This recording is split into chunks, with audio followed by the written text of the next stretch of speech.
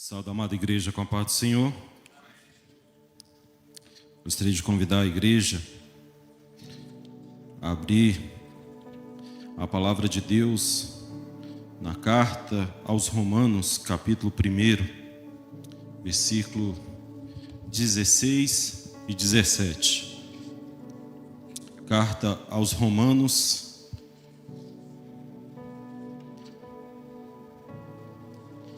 versículo 16 e 17.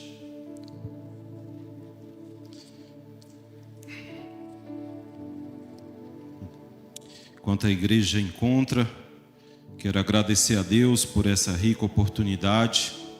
Confesso aos irmãos que fico muito feliz. Para mim é uma felicidade muito grande poder transmitir a palavra de Deus.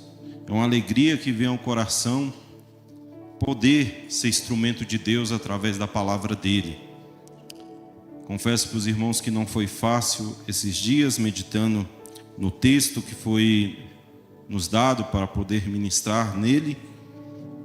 Inclusive, hoje passei o dia com algumas dores bem fortes na nuca. Não sei o porquê, não tenho problema de pressão, até porque minha pressão é tão baixa que parece de uma criança. Mas me deu uma dor muito forte na nuca, inclusive agora está bem forte. Mas em nome do Senhor Jesus Cristo, toda ação contrária seja repreendida em nome de Jesus. Amém? Acredito que a igreja encontrou.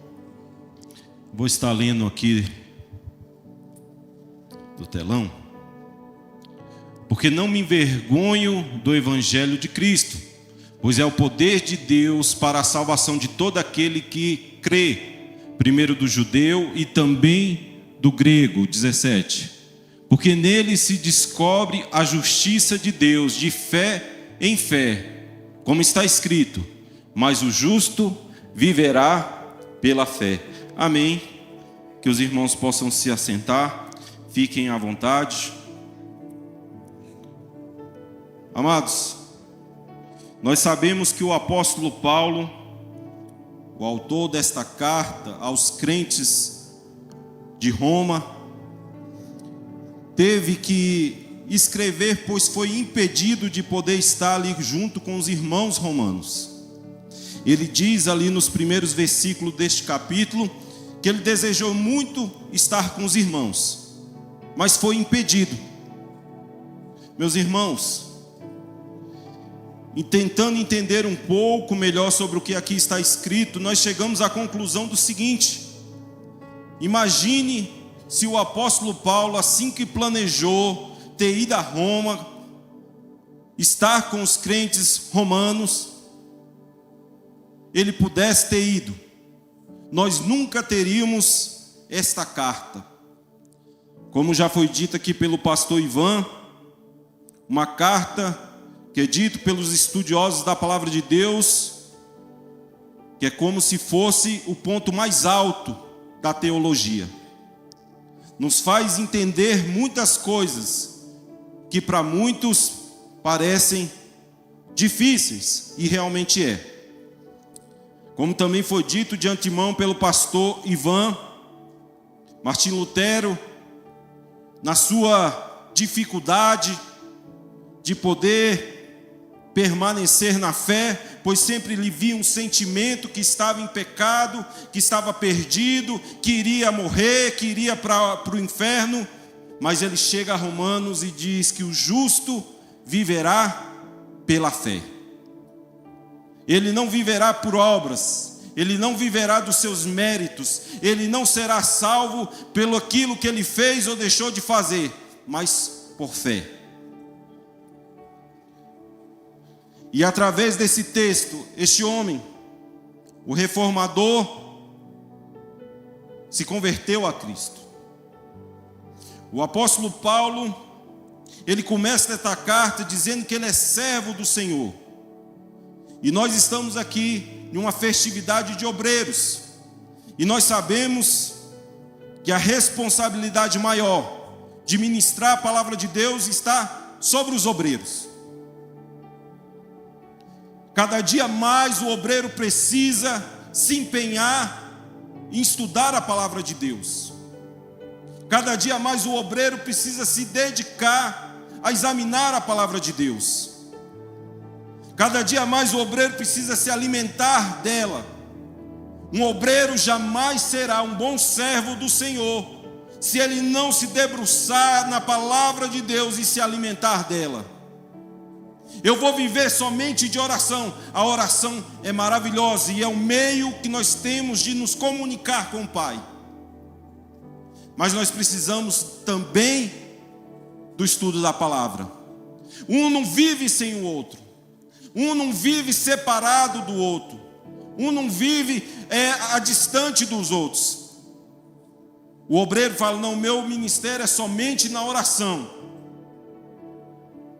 Meus irmãos, se nós vivermos somente na oração, nós podemos deixar a realidade da palavra de Deus que vem nos corrigir diligentemente. Nós precisamos ser corrigidos até mesmo na oração. O apóstolo Paulo, antes de dizer que ele era chamado a ser apóstolo, um ministro do evangelho, um proclamador das verdades do reino, primeiro ele diz que ele era servo. E ele chega a esse entendimento não por ele mesmo, mas porque o Senhor assim lhe revelou. E se nós queremos ter revelações do Senhor, e se nós queremos ter entendimento da parte do Senhor, é através da palavra.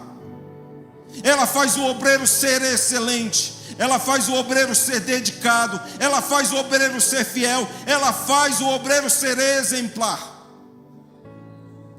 Mas como é isso? Como que o estudo diligente da palavra de Deus pode fazer isso? O texto que nós lemos diz em Romanos 16: porque não me envergonho do evangelho de Cristo, pois é o poder de Deus para a salvação de todo aquele que crê. Se nós queremos ter a nossa fé alimentada, a fé vem por ouvir, e ouvir a palavra de Deus. Nós entendemos que a palavra de Deus tem coisas que nós não conseguimos explicar. É conhecido dos irmãos, talvez muitos aqui poderiam testemunhar, que antes do evangelho chegar à sua vida, tinha uma vida totalmente reprovada. Muitos dos pais chegaram e falaram: esse aí não tem jeito não, melhor seria se morresse. Talvez você possa achar: não, isso não existe. Você converse com um obreiro, converse com alguém experiente. Talvez ele mesmo possa te falar: eu era esta pessoa. Mas como assim? Eu olho para ti e não encontro essa pessoa. Porque Cristo me fez uma nova criatura, e aquele que vivia já não vive mais. Quantos lindos exemplos nós temos, que é uma história triste de um filho que dava trabalho para os pais, dava trabalho na sociedade, dava trabalho aonde pisava o pé, e hoje é bênção para a honra e glória do Senhor Jesus Cristo. É o poder de Deus através da mensagem. Mas nós precisamos entender mais a fundo o que o apóstolo Paulo está falando através também desse texto. Ele começa dizendo: porque não me envergonho do evangelho. Por que o apóstolo Paulo está dizendo isso? Muitas vezes nós citamos esse texto e nós sabemos que é o poder de Deus. Mas por que o apóstolo Paulo está dizendo que não se vergonha? Nós vivemos num contexto onde para muitos é status ser um cristão. Por que o apóstolo Paulo está falando que não se vergonha? Hoje em dia é até bonito falar: eu sou um cristão, eu sou da igreja tal. É bonito. Mas por que o apóstolo Paulo diz que não se vergonha? O contexto do apóstolo Paulo não é desse contexto moderno que nós vivemos hoje, onde ser crente é status. O contexto do apóstolo Paulo era perseguição, era angústia, era medo. E também, meus irmãos, porque muitas vezes o apóstolo Paulo fala: nós pregamos a Cristo e Ele crucificado. Mas por que isso? Os bons entendidos sabem que as respostas só vêm através de perguntas. Mas por que isso? Meus irmãos, dizer que Jesus ressuscita os mortos é muito bonito. Dizer que Jesus Cristo cura é lindo, e Ele cura mesmo. Dizer que Jesus Cristo faz maravilha, multiplica pães, que as pessoas viviam atrás dele, querendo mais deles. Muitos não queriam ouvir a palavra, e o próprio Senhor Jesus disse que eles só vinham atrás por causa dos milagres e do pão. Mas quando nós começamos, naquele contexto, o apóstolo Paulo pregar Cristo crucificado. Espera aí, o que é isso? Quer dizer que o seu Jesus é aquele que rodou a notícia aí, que padeceu, que sofreu, foi chicoteado, morreu uma morte para o pior dos malfeitores? Espera aí, esse Cristo aí que você está pregando, é meio estranho esse aí. Como é que eu vou entender esse negócio? Não, espera aí, não tem uma história mais bonita, não tem uma história mais chocante, não tem uma história mais emocionante, não tem uma história mais tocante. Mas o Evangelho, nós podemos falar que Cristo cura, e Ele cura. Nós podemos falar que Cristo ressuscita, e Ele ressuscita. Mas nós temos que falar que Jesus Cristo foi crucificado. E por que é tão importante anunciar que Cristo foi crucificado? Porque este é o meio que nós fomos resgatados do império das trevas e fomos tragos para essa maravilhosa luz. Nós não fomos resgatados pelos milagres que Jesus fez e ainda faz. Nós não fomos resgatados pelos mortos que foram ressuscitados e Ele ainda ressuscita. Nós não fomos resgatados pelo pão que Ele multiplicou e Ele multiplica ainda hoje. Mas nós fomos resgatados porque o Deus Pai amou o mundo de uma tal maneira e enviou seu Filho amado para todo aquele que nele crê, não pereça, mas tenha a vida eterna. Nós fomos resgatados. Este é o poder de Deus, que traz aquele que estava perdido, sem reconciliação com Deus, para poder ter comunhão com Deus. Ele diz: não me envergonho do Evangelho de Cristo, pois é o poder de Deus. É poder de Deus, meus irmãos. Por quê? Porque nós sabemos que Ele transforma. Pastor Campos, o senhor foi transformado. Pastor Ivan, o senhor foi transformado. Não há uma pessoa nesta igreja que seja um cristão verdadeiro que não teve a sua vida transformada pelo Senhor. Não tem como ser um cristão verdadeiro sem ter uma nova vida em Cristo Jesus, sem ter nascido de novo. O Senhor Jesus Cristo disse a Nicodemos: necessário vos é nascer de novo, e se não nascer de novo, não verá o reino de Deus. Se nós queremos ser participantes, primeiro é necessário que o poder de Deus, através do Evangelho de Cristo crucificado, entre nas nossas vidas. Eu confesso para os irmãos que na minha simplicidade, muitas vezes olhei para o Evangelho e falei: isso aí é muito louco, isso aí é muito estranho, eu não consigo entender isso direito. Como pode um Deus tão poderoso, um Deus que não há ninguém acima dele, que Ele é o topo, o máximo, o ápice de todo o poder, se reduzir à simplicidade de um homem semelhante a mim e a você, para vir a este mundo com um propósito específico: sofrer, padecer e morrer. Nós sabemos que a dívida que nós tínhamos não era com o diabo. A dívida que nós tínhamos não era com o mundo. A dívida que nós não tínhamos não era com nós mesmos, mas a dívida que nós tínhamos era com o próprio Deus, pois foi contra Ele, foi Ele que foi ofendido por cada um de nós, começando por Adão ali no Éden. Mas esse Deus tão poderoso, que diz a palavra de Deus que amou o mundo de uma tal maneira, Ele resolveu, Ele entendeu, Ele decidiu nos trazer de volta. Ele decidiu nos resgatar, Ele decidiu nos comprar. Mas a ofensa era muito grande, Diz a palavra de Deus que o sangue dos bodes e dos cordeiros simplesmente cobria as nossas ofensas.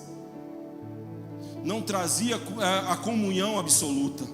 Você não podia chegar como hoje. Nós temos essa liberdade tão linda, tão importante, de nos curvar a qualquer momento. Quem sabe em um ônibus vindo falar: Senhor, Senhor, tem misericórdia de mim. Senhor, muito obrigado. Senhor, Tu é bom. Deus meu, o Senhor é maravilhoso. Deus meu, tem cuidado desse Teu servo. Nós não tínhamos essa liberdade. Ela foi comprada e por um preço inigualável, por um preço incomparável, por um preço que de nenhuma forma nenhum poderia comprar, nenhum poderia pagar. O Deus Pai, Ele na sua sublimidade resolveu: eu vou estabelecer aliança de novo com esse povo. Mas Ele sabia que tanto eu, quanto você, Paulo, quanto você, pastor Levi, ou qualquer um de nós, por qualquer oportunidade que nós tivermos, nós voltaremos ao mesmo lugar. Se não for por o auxílio de Deus, nós voltaremos e novamente ofenderemos a Deus. Porque o nosso corpo, como diz a palavra, ainda é corruptível. Nós ainda estamos sujeitos às falhas, nós ainda estamos sujeitos aos erros. Mas Deus decidiu, e na sua decisão, Ele fez aquilo que não só cobriria, que não só traria uma solução momentânea, que não só traria pagando um preço e novamente nós poderíamos criar uma nova dívida, mas Ele agiu de uma tal forma que hoje você pega aqui e você fala: Senhor, me perdoe, não tem dívida mais nenhuma. Mas eu ainda me sinto um pecador. O Espírito Santo nos faz entender sim, porque você é um pecador e carente e necessitado da misericórdia de Deus. Mas o amor de Deus, o sacrifício de Jesus Cristo anulou o seu pecado. Ele não só cobriu, mas Ele perdoou, Ele estancou, Ele te fez você poder usufruir, não parcialmente, mas totalmente da comunhão com o Pai. Ali no Éden, era maravilhoso o pastor Clebson, porque Deus ia na virada dos dias falar com Adão, e hoje nós podemos falar com o Senhor todos os momentos. Nós não precisamos chegar às 6 da tarde, nós não precisamos da madrugada, nós não precisamos de hora específica e nem hora marcada, nós não precisamos de um sacerdote para nos apresentar diante de Deus. Nós podemos diretamente chegar diante de Deus Pai, em nome de Cristo Jesus, porque Ele foi o sacrifício perfeito, e dizer: Pai, Deus meu, como eu preciso de Ti, aleluias. O poder de Deus se resume que Deus anulou a nossa dívida. Mas Ele também diz: pois é o poder de Deus para a salvação de todo aquele que crê. Meus irmãos, quantos têm vivido uma fé superficial? Eu sou crente de manhã, mas se alguém pisar no meu pé, eu não sou mais crente. Eu sou crente, mas se tiver uma oportunidade de trair a minha esposa, eu traio. Se tiver uma oportunidade de um dinheiro fácil, eu roubo. Se tiver uma oportunidade de deixar tudo aqui para viver uma vida que eu sonhei, eu planejei, não. A vida daquele que crê é se negar a si mesmo, tomar a cruz de Cristo e ir após Ele. Se você crê, você não pode ter uma fé longe do Evangelho, longe do exemplo daquele que é maior, longe da realidade que é Cristo. Como eu posso dizer que Cristo é Senhor da minha vida, que eu creio no que Ele fez por mim, que eu entendo o que Ele fez, e continuo na vida do velho homem? Não tem nova criatura. Meus irmãos, Ah, meu irmão Paulo, quer dizer que eu vou ser uma nova criatura quando eu nunca mais pecar? Oh, meus irmãos, isso aí só na glória. Mas nós estamos sendo santificados pelo Senhor, dia após dia. Ontem eu já não sou mais a pessoa que eu era ontem. Cada dia eu vou progredindo, porque o Senhor vai operando em mim o seu querer, o seu realizar, me fazendo a imagem e semelhança de Cristo, nos trazendo a proximidade dEle. Eu já não preciso viver mais aquela vida. Se ontem eu era entregue aos deleites dessa vida, hoje eu falo assim: isso aí me tenta sim, isso aí me seduz sim, mas eu prefiro estar com o Senhor, eu prefiro permanecer na comunhão com o Senhor. Eu amo o que Deus me deu e Deus te dá. Aleluias! Deus te dá. Deus te dá uma família bonita, Deus te dá filhos bonitos, Deus te dá uma vida que você possa olhar e falar assim: quem era eu? Eu era um nada, mas Cristo hoje me faz uma nova criatura. Uma certa vez foi perguntado para um homem: quando você chegar a seus 40 anos de idade, e você fazer uma retrospectiva da sua vida, você vai se orgulhar ou vai se entristecer? Se você estiver com Cristo, vivendo uma vida pautada nele, e tendo um entendimento da palavra de Deus, você vai falar: glória seja dada a Deus, porque Ele me resgatou, e hoje eu vivo para a glória dEle, e eu sou feliz. Aleluias! A felicidade não está em coisas, a felicidade é o Senhor Jesus Cristo, que nos resgata para uma nova vida. Onde as riquezas desse mundo nos tenta assim, a vontade, a fama e tantas outras coisas querem nos tragar. Mas é o Senhor que nos faz viver. Todo aquele que nele crê. A fé, como diz Tiago, está junto com as obras. Nós não vivemos uma fé separada das obras. Nós vivemos uma fé que é evidenciada por obras. Ah, eu creio, mas eu não vivo uma vida de cristão. E tem muitos assim. E tem muitos que vivem a vida como eles bem lhe parece melhor. Isso não é fé. Fé no Senhor Jesus Cristo não é simplesmente eu falar assim: eu vou orar porque eu quero receber, eu vou pedir porque eu desejo tanto receber, eu quero receber. Mas fé é aquilo: ó, eu posso também não receber, eu queria receber, mas ainda se o Senhor não me der, ainda Ele é o meu Redentor. Aleluias! Ainda Ele é o meu Salvador, ainda Ele é o meu Libertador. Mas continua o texto dizendo: primeiro para os judeus e também do grego. Primeiro para a nação escolhida e também daqueles que não fazem parte da nação escolhida. Primeiro daqueles que foram separados. João Batista, ali no deserto, ele estava ali preparando o caminho para o Senhor, pregando o Senhor Jesus Cristo, com uma mensagem também muito diferente: arrependei-vos, arrependei-vos, porque é chegado o reino dos céus. Arrependei-vos. Que mensagem é essa, meus irmãos? Aonde que atrai pessoas assim? Sabe qual é a mensagem que atrai pessoas? É carro novo, é casa nova, é dinheiro na conta, é dizer que vai emagrecer, esse tipo de coisa. Eu me lembro uma certa vez, aqui na igreja da 8, pastoreado pelo pastor André, um camarada, e eu na minha infantilidade, foi anunciado que tinha um camarada lá que orava e as pessoas emagreciam. Nem magro nem gordo eu era, jovem, com um corpo ainda com aquela digestão que você comia, não dava nem tempo de chegar no estômago direito, já tinha acabado. Mas aí fui lá e o cabra começava a falar: você segura no seu cinto e começa a mexer, daqui a pouco você vai ver a calça frouxa. Meu irmão, se você segurar no seu cinto e começar a mexer, tua calça vai ficar frouxa. Mas pense a quantidade de gente ali naquele lugar. Mas agora começa a anunciar nas ruas: Jesus Cristo salva, liberta. Ele te tira dessa vida de cachaceiro, Ele te tira dessa vida de um adúltero, Ele te tira dessa vida de trambiqueiro.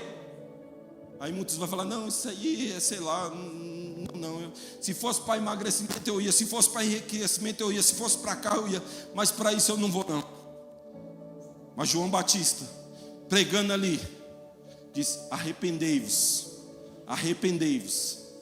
João Batista estava dizendo, vocês são pecadores, vocês estão ofendendo ao Senhor e vocês precisam se arrepender, porque é chegado o reino dos céus, e vocês, se vocês não se arrependerem, vocês não farão parte do reino de Deus. Mas diz a palavra de Deus, e o Espírito conduzia aquelas pessoas, e as multidões iam até João Batista para serem imersos nas águas, para o batismo de arrependimento. Meus irmãos, aleluias, é o poder de Deus, é o poder de Deus. Mas ele veio para o seu. Jesus Cristo andou nas ruas de Jerusalém, ele andou pela Judeia, ele andou por Cafarnaum, ele andou por muitas das cidades, mas aquele povo foi os principais a dizer, liberte Barrabás e crucifique a Jesus. Ele veio para os judeus em primeiro lugar, mas glórias a Deus que ele o rejeitaram, porque pela rejeição desse povo hoje nós temos a oportunidade de podermos sermos não só aqueles que foram separados, que viveram no Egito, que viveram em Canaã, mas nós estamos indo em caminho às mansões celestiais, a Canaã celeste, porque foi nos entregue a nós essa tão maravilhosa graça, aleluia.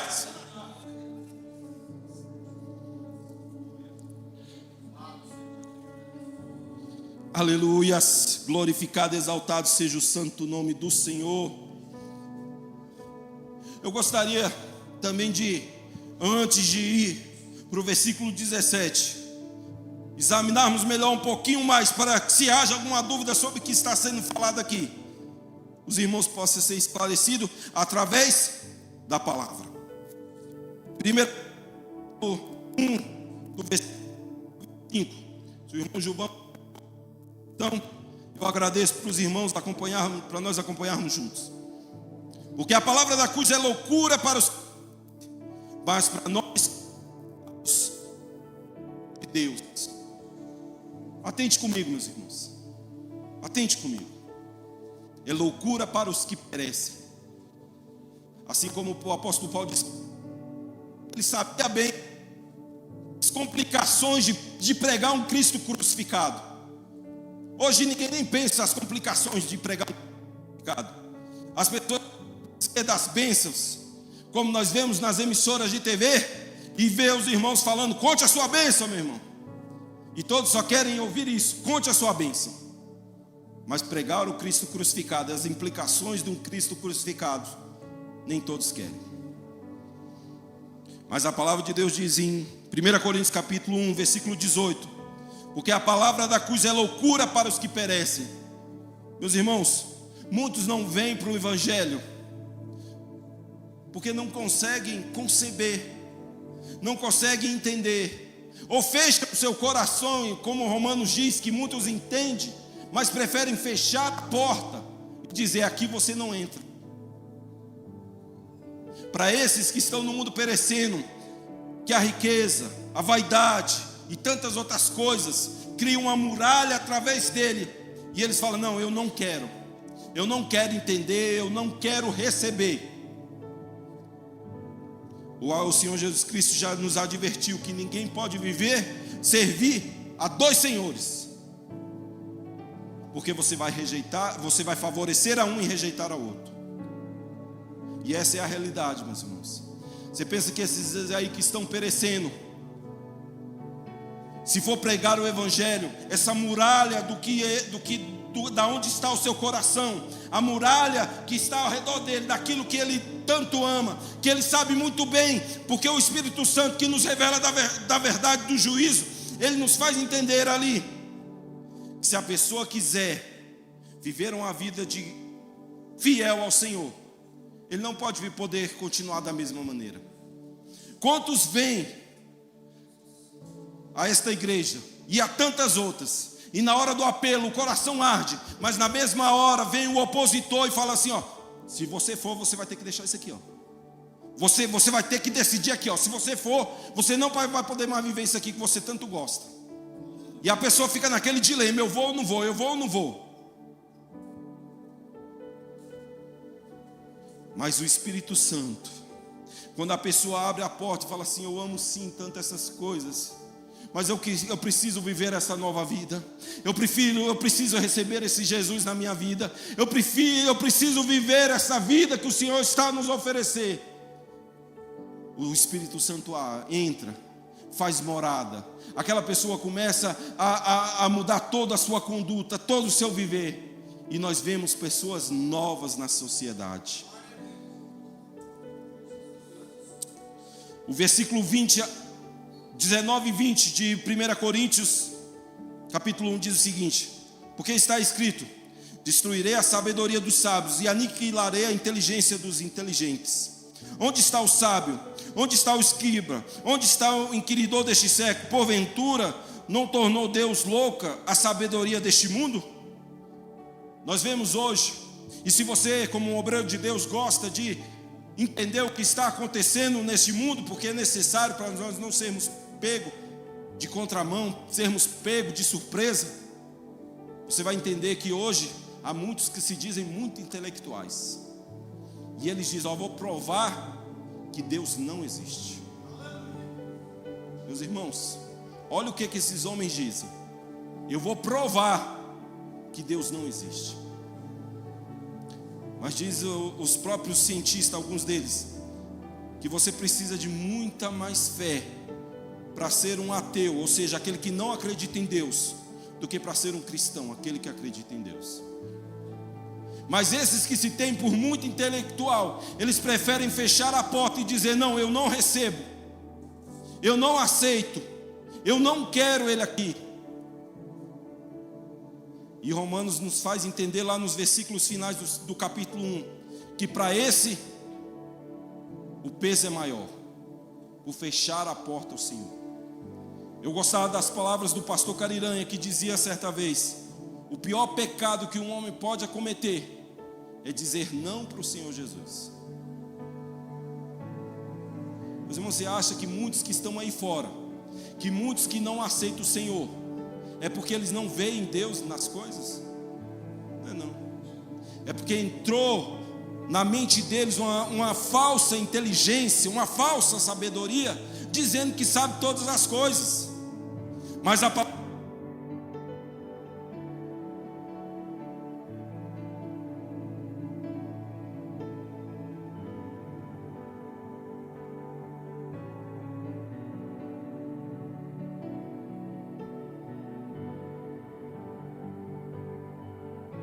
no versículo de fechar a porta para o Senhor. No versículo 21 diz o seguinte: visto como na sabedoria de Deus o mundo não conheceu a Deus pela sua sabedoria. Se você quer receber a Jesus e entender um pouco mais sobre Ele, é abrir o seu coração, é abrir a porta do seu entendimento, é abrir a porta da sua vida, para que Cristo possa entrar. Porque se você quiser levar Cristo para o seu laboratório, ou para o seu entendimento particular, ou pela sua ciência, ou para a sua matemática, você vai se frustrar. Porque o Senhor está nos falando, você quer me conhecer? Tenha um relacionamento pessoal comigo. O Senhor quer se apresentar e se comunicar comigo e com você. O Senhor quer ter esse relacionamento tão importante. Ele não quer meios, Ele quer relacionamento. Ele não quer uma distância, Ele quer que você esteja junto. Esse Deus tão poderoso quer que nós possamos estar unidos.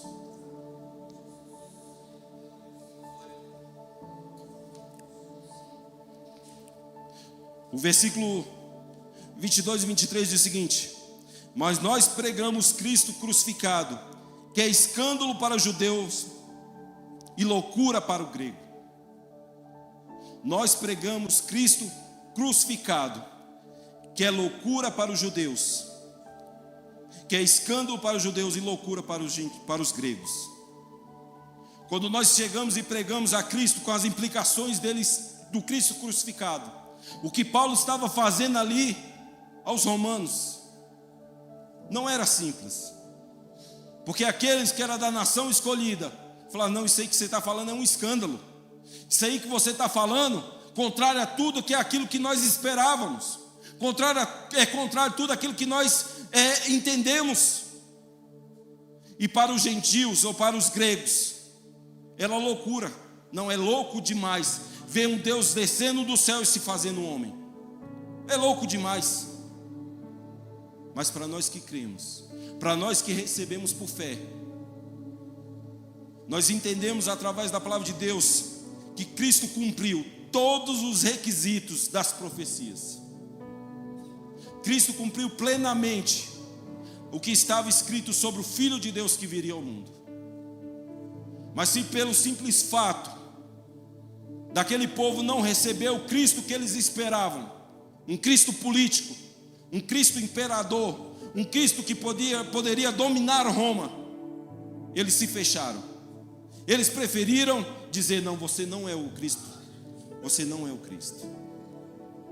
E para os gentios: não, você não é o Cristo. É loucura para um e escândalo para o outro. Mas para aquele que abre o seu coração, para aquele que abre a sua vida e deixa Cristo entrar para fazer transformação, todas as coisas são mudadas. Você começa a olhar pela palavra não com a ótica do seu entendimento, mas pela revelação da palavra de Deus. Você começa a olhar pelos fatos e você possa a princípio até não entender, mas o Deus que revela através do Espírito Santo te faz começar a ver. E vendo, você pode servir, você pode viver uma vida de plena comunhão. Versículo 24: mas para os que são chamados, tanto judeus como gregos, lhe pregamos Cristo, poder de Deus e sabedoria de Deus. Para aqueles que são chamados, aqueles que recebem o chamado de Deus, pregamos Cristo.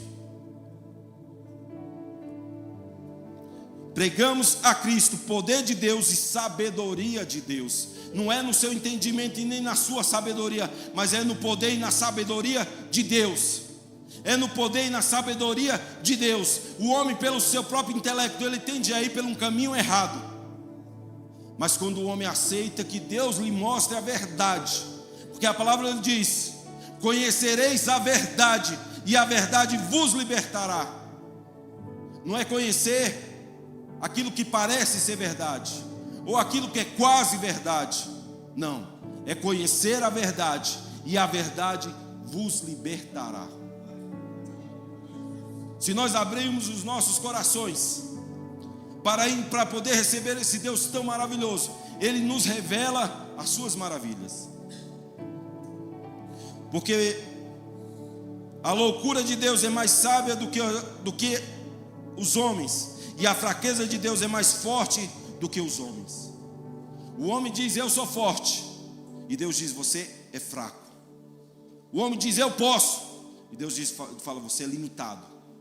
O homem diz: eu vou fazer, e Deus diz: você vai fracassar. Mas por que essas palavras vindo de Deus para as nossas vidas? Parece que Deus está num jogo contra. Não, meus irmãos. O homem, quando começa a andar por um caminho cego, ele vai para a perdição. Nós vemos tantos fatos na história de homens que acreditaram no seu poder e no seu potencial e acabaram em ruínas. Mas aqueles que depositaram a sua vida no Senhor Jesus Cristo, não só puderam experimentar a plena comunhão com Ele, mas puderam entrar nas mansões celestiais. E como é que nós entendemos isso? Por fé. É por fatos, alguém pode provar isso? Não, não pode. Mas por fé.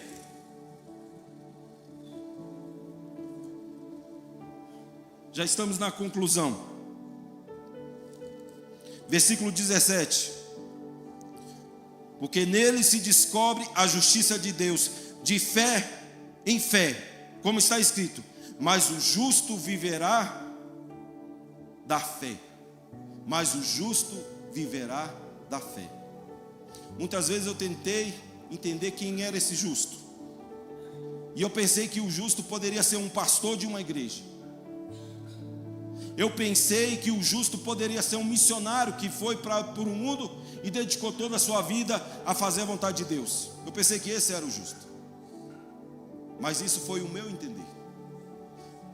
Quando nós vamos para a palavra de Deus, a palavra de Deus diz: confessai as suas culpas uns aos outros, pois a oração do justo pode muito em seu efeito. Sabe quem é o justo, Paulo? O justo é aquele que não só ouve a necessidade do outro e se compadece, mas se encontra necessitado também.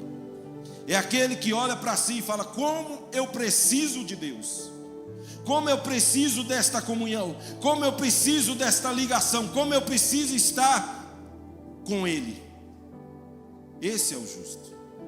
Aquele que diz: não, eu posso, eu faço, eu aconteço. Cada vez mais ele dá passos para trás, distante do Senhor. Mas aquele que olha para si e olha pelo irmão e fala assim: ó, Senhor, olha para esse teu servo, ele está sofrendo, e das mesmas necessidades que ele está passando, muitas vezes eu já sofri. Se compadece dele, Pai, como o Senhor tem me dado misericórdia. O justo é aquele que o Senhor justifica. Ninguém pode dizer: eu sou justo porque eu sou justo. Mas você pode dizer: eu sou justo porque Cristo me justificou diante de Deus Pai. E isso acontece mediante a quê? Mediante a fé. Porque nele descobre a justiça de Deus, de fé em fé, como está escrito: mas o justo viverá da fé. Vamos nos colocar em pé, meus irmãos. Nós estamos esta noite em um momento de obreiros, e eu quero crer que Deus, pela sua infinita misericórdia e pelo seu poder, possa operar na vida de obreiros nesta noite, para trazer um despertar ao chamado que Deus confiou a cada um de vocês. O apóstolo Paulo sofreu muitíssimo para pregar essa palavra. Ele não pregou a palavra que era mais conveniente, ele pregou a Cristo e Cristo crucificado. É muito fácil nós chegarmos diante dessa sociedade e começar com lero-lero, começar com somebody love, começar com aquela conversa: vamos lá, distante do que Cristo quer para nossas vidas.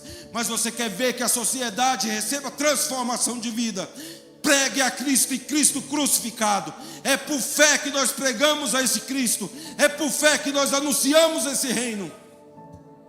Ah, não, mas eu entendo que é assim. Guarde seu entendimento, ou se precisar, jogue fora e comece a entender através da palavra, porque ela sim é aquela que nos orienta, que nos exorta, que nos conduz a uma vida de triunfo na presença de Deus. Deus, pela misericórdia dele, eu clamo aos céus, e eu quero aqui hoje, em nome do Senhor Jesus Cristo, poder dizer que Cristo, pelo seu poder, opera na vida de obreiros, para poder tirar desse estado que nunca mais pegou a palavra de Deus, que não sabe mais o que é estudar a palavra de Deus, que não sabe o que é uma vida de oração, que não sabe o que é uma vida de comunhão com Deus, que cada vez diz: Senhor, o Senhor está longe, eu estou distante de Ti. Mas que Deus possa entrar na sua vida, que você possa receber dele o que Ele está lhe entregando, e poder falar: Senhor, eu sou fraco, eu não consigo, Pai. O Senhor vê o quanto eu trabalho, chego no meu trabalho cansado, só de pensar em pegar a Bíblia eu já fico cansado.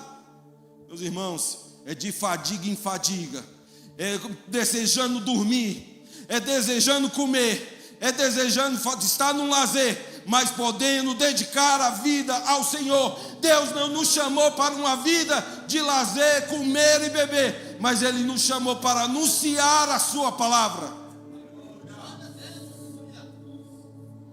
Receba de Deus a transformação do estado que você está, ou que você está entrando. Aleluia!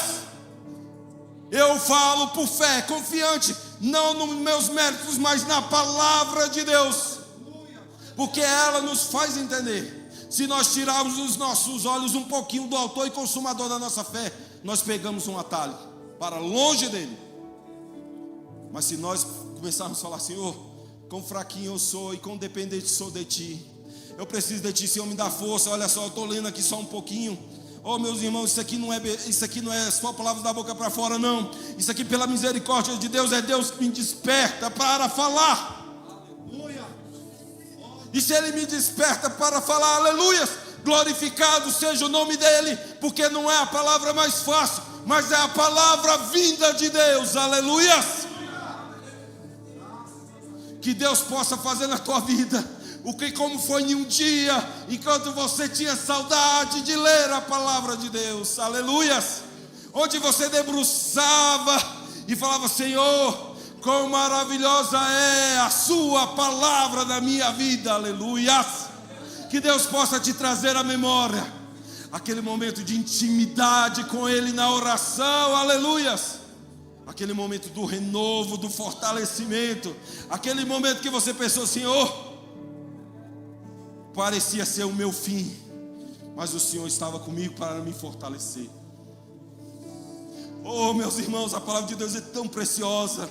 Recentemente eu tive um problema muito sério, e a minha consciência começou a me acusar, e começou a me falar que eu estava em falha, e começou a falar que eu estava em erro, aleluias, e começou a me acusar e me acusar, mas a palavra de Deus me resgatou daquele momento, e me falou: meu filho, não é assim não, quem está te acusando não sou eu não, porque eu bem sei que pensamento eu tenho sobre vós, aleluias. É Deus que sabe o que pensa sobre você, aleluias. Glorificado e exaltado é o santo nome do Senhor. Renovo para a sua igreja, ó Deus meu. Renovo para os seus obreiros nesta noite, para poder proclamar a verdade do reino, aleluias. Glorificado e exaltado é o seu santo nome, Deus meu. Ó, aleluias. Que o seu Espírito, que nos convence da verdade, da justiça e do juízo, possa adentrar aos corações, trazendo renovo, cura, transformação, aleluias, e fazer daquele que está cansado, trazer fortalecimento, daquele que não está que está sem vida, trazer vigor, daquele que está desesperado, que possa ser consolado, aquele que quer viver, já sonhou em poder transmitir a sua palavra com fidelidade, com amor, sem mecanismos, sem métodos, mas simplesmente pura, santa e reta. Que o Senhor, em nome de Cristo Jesus, possa operar na vida desse teu servo, e que esse desejo que estava escondido lá no fundinho, hoje o Senhor resgata, aleluias. Hoje o Senhor resgata, aleluias. Opere renovo no meio da sua igreja, ó Deus meu, aleluias.